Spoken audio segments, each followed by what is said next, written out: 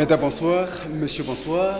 Bienvenue et merci parce que vous comptez toujours nous faire confiance. Voilà, encore ce soir, vous êtes là ensemble pour analyser, bien entendu, les questions d'actualité. Alors, nous avons encore une fois de plus le privilège de recevoir sur ce plateau Monsieur Daniel Mwananteba, le premier secrétaire du Parti Socialiste. Bonsoir, Monsieur Daniel. Bonsoir. Certainement que Monsieur Maître Willy Benza va nous rejoindre le temps avec nous de pouvoir avancer avec l'émission. Déjà, 3 questions nous ont intéressés. La première, c'est un rapport avec la diplomatie, relation entre le Rwanda et la République démocratique du Congo. Certainement, vous savez depuis un certain moment qu'il n'y a pas une bonne relation entre les deux pays, mais curieusement, pas longtemps, nous avions vu la présence de la ministre des Affaires étrangères rwandaise sur place ici. Alors on va chercher à comprendre si ce n'est pas une manière de se moquer de la RDC et pourquoi la RDC reste jusqu'à-là dépendante, n'est-ce pas, de la politique rwandaise. Deuxième question, ou deuxième point, c'est la CENI. Vous savez, en même temps que pas longtemps, la CENI venait de publier le résultat du reste des circonscriptions qui, la fois passée, elle avait estimé que les élections n'étaient pas bien organisées. Elle a pensé qu'il fallait annuler les élections. La Cour suprême de justice a préféré que la CENI puisse lui transmettre des résultats. La CENI a tergiversé un peu, mais l'Assemblée nationale est intervenue. Aujourd'hui, on a des résultats. On va également analyser là-dedans. La troisième question, c'est un rapport avec le budget de l'État pour l'exercice 2012. 2012, et pourtant, aujourd'hui, nous sommes pratiquement vers la fin du mois de juin 2012. Alors, on a fonctionné avec quel budget? Et pourquoi on ne pouvait pas s'y rattraper? Et 2013, c'est quand? Parce que demain, c'est 2013, on va commencer avec l'année 2013. Voilà les sujets choisis. Monsieur Daniel, je vous reçois encore ce soir parce qu'on a estimé que les questions sont pertinentes, qu'il aurait fallu des belles analyses. Le choix est tombé sur vous. La première question, c'est en rapport avec la diplomatie RDC-Rwanda. Votre lecture avant d'entrer en profondeur. Eh bien, la première lecture que je fais, c'est que la visite de la ministre des Affaires étrangères rwandaise, Mme Mushikiwabo, effectuée en RDC, est parvenue à occulter totalement tout le reste, c'est-à-dire l'action réelle de notre propre diplomatie.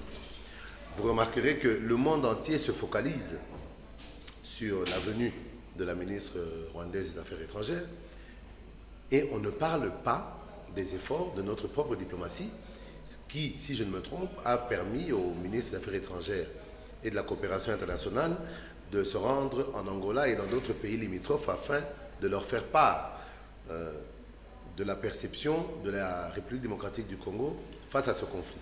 Bon, ça n'a rien d'étonnant dans la mesure où on sait d'ores et déjà que notre diplomatie est pratiquement inexistante sur l'échelle des nations. Au-delà de cela, j'ai été un peu choqué, un peu beaucoup d'heures, mais réellement choqué, pas par la teneur de la visite de la ministre rwandaise des Affaires étrangères, mais par une petite phrase qu'elle a sortie comme ça à la fin de sa visite, qui disait que le Congo et sa population devaient cesser de tenir compte des rumeurs, devaient cesser d'être intéressés par des rumeurs dans la mesure où le Rwanda n'a rien à voir, ni de près ni de loin, à ce conflit. Elle ne nous justifie pas. Elle ne nous a pas justifié la présence de Rwandais au sein des troupes du M23 et du CNDP, lesquels Rwandais ont été faits prisonniers par les FARDC.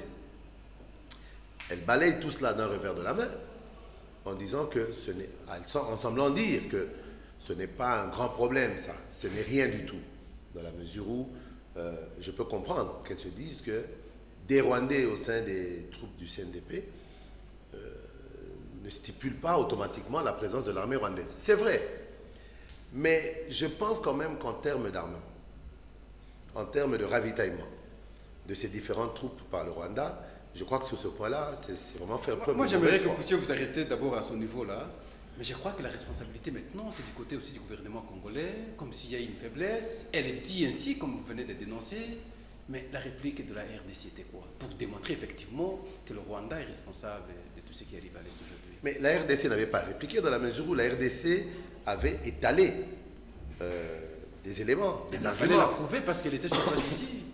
Oui, mais après avoir étalé des arguments, en face de vous, votre interlocutrice balaye tout ça d'un revers de main en banalisant la chose.